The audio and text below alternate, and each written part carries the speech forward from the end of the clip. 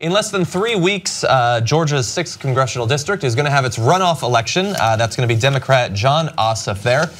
It's incredibly tight. We're going to show you the polls in just a second, but this has apparently become the most expensive House race in US history. Of course. Georgia's 6th district, the fighting 6th. So very consequential. And it's for like 15 months. Right. Oh, it's just been going and going and going. Yeah. And the weird thing is, we looked into it, a lot of that money's coming from outside Georgia, which is weird. It's a scandal, I think. But there's been lots of ads, over $30 million just in TV ads, which, by the way, is almost half what Trump spent on TV ads in the general election for the presidency. That's amazing. That's amazing. You know, Scary chart. I know we got to go, but it's crazy that this. First of all, why is it so late?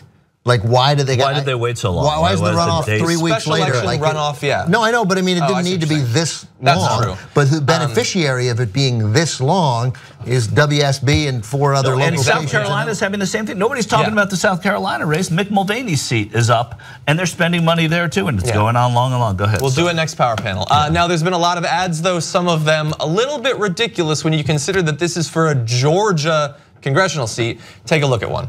ISIS is infiltrating America and using Syrians to do it. The FBI warned we can't safely screen every Syrian, yet Jon Ossoff's Liberal Party bosses brought 10,000 Syrian refugees to America, and Ossoff supports their dangerous Iran nuclear deal, allowing billions for the leading sponsor of terrorism. Billions that will fund terror, while terrorists infiltrate and attack with our safety at risk. Jon Ossoff is just too risky. NRCC is responsible for the content of this advertising. That's insane. So first of all, I love that at this point, let's just acknowledge his Liberal Party bosses. Bernie Sanders, hey, Liberal Party boss. Yeah, I think that ad might backfire on including Bernie Sanders alone. And I'm not kidding. I think Bernie Sanders is popular enough, not just in the country, but in that particular district, that by putting him next to Bernie Sanders, they might have ruined the whole effectiveness of the ad for the Republicans. Maybe. But it is, I tell you what, it's a sign. Like when you start being the person in that ad, that means you have some power. You know, in Montana, a lot of people credited Bernie's campaign. I mean, this is in the aftermath of that Montana race, is that it helped because the people in eastern Montana were like, well, I don't want to go with those damn liberals, you know, and so who knows if it's right or not. Yeah, but we do have to acknowledge the race is very close. There was a poll, I believe, yesterday that it was within 1 point, but we also have this Survey USA poll putting him up by 7 points at this point.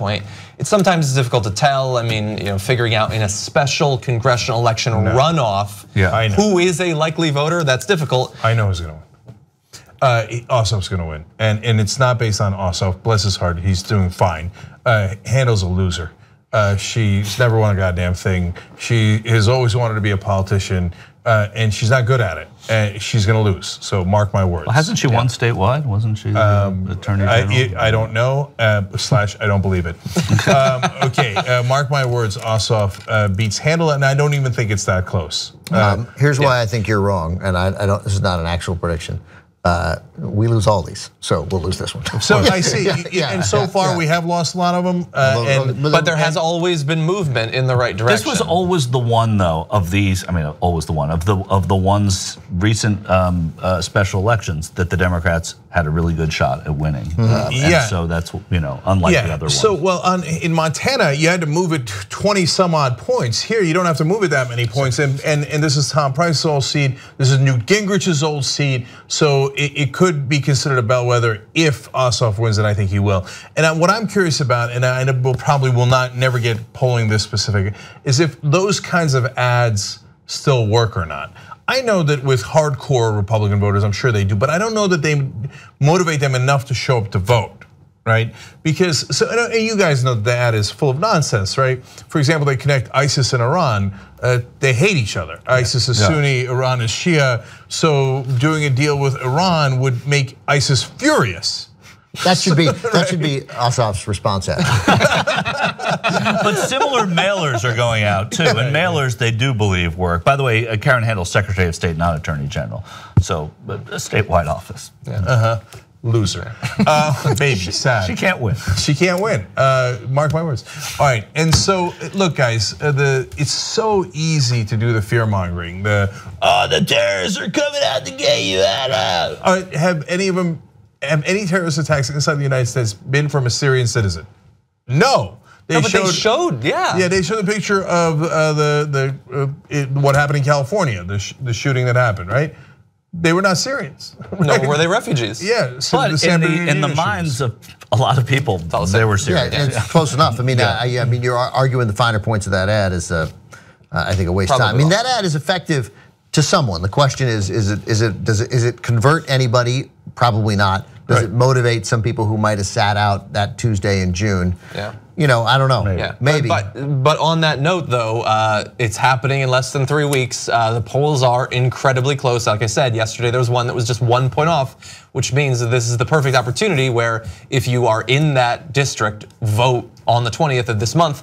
And if you're not, regardless, you can still make phone calls. You can still try to swing this in the right direction. You can send money from out of state because he's going to. Apparently, it's happening. Going to Congress, and that's federal government. We all have. And as we've seen in all these special elections, by the way, outside spending is huge, and the Democrats universally are getting incredibly swamped in huge outside ad expenditures. You just watched the video from the Young Turks. Did you know that there's a live 2-hour show every day, and that if you're a member of the Young Turks, you can get that on demand anytime you want without ads? Plus the post game just for members, plus Aggressive Progressives, plus Old School, plus so many other network shows. Go right now, tytnetwork.com/join.